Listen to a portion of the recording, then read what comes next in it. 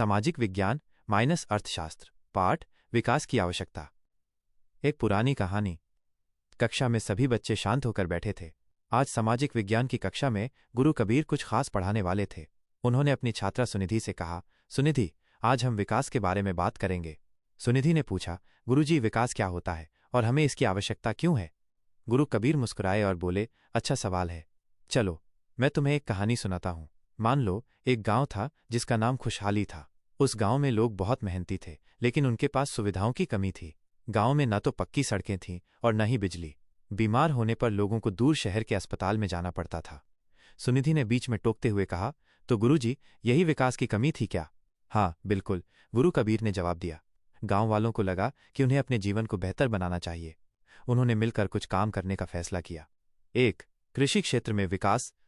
गुरु कबीर ने आगे बताया, सबसे पहले उन्होंने खेती कृषि पर ध्यान दिया। गांव के किसान अभी भी पुराने तरीके से खेती करते थे, जिससे पैदावार उपज बहुत कम होती थी।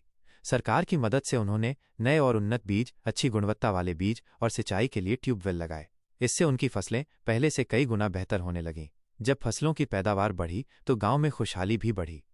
2. औद्योगिक क्षेत्र में विकास। इसके बाद गांव के कुछ युवाओं ने सोचा कि सिर्फ खेती से ही काम नहीं चलेगा।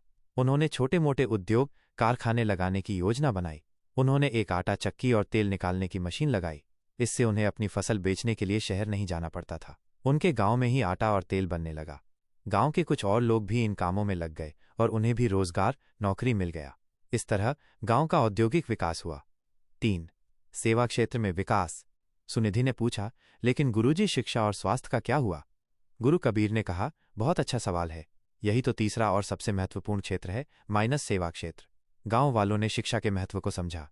उन्होंने एक छोटा सा स्कूल खोला। अब बच्चों को पढ़ने के लिए दूसरे गांव या शहर नहीं जाना पड़ता था। इसके साथ ही उन्होंने एक छोटा स्वास्थ्य केंद्र, अस्पताल भी बनवाया, जिससे बीमार लोगों को तुरंत इलाज मिल सके। गांव के लोग अब अपने बच्चों को स्कूल भेजते थे और बीमारी का इलाज गांव में ही हो जाता था। कहानी का सार। गुरु कबीर ने अपनी बात समाप्त करते हुए कहा, सुनिधि, तुमने देखा कि कैसे खुशहाली गांव ने धीरे धीरे तीनों क्षेत्रों, कृषि, उद्योग और सेवा में विकास किया। इसी तरह किसी भी देश या समाज को आगे बढ़ने के लिए इन तीनों क्षेत्रों में विकास की आवश्यकता होती है।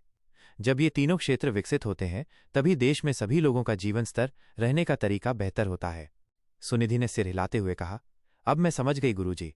विकास का मतलब है जीवन को हर तरह से बेहतर बनाना। कबीर ने मुस्कुराते हुए कहा, बिल्कुल सही। और ये कहानी हमें सिखाती है कि हम सबको मिलकर अपने समाज और देश के विकास में योगदान देना चाहिए।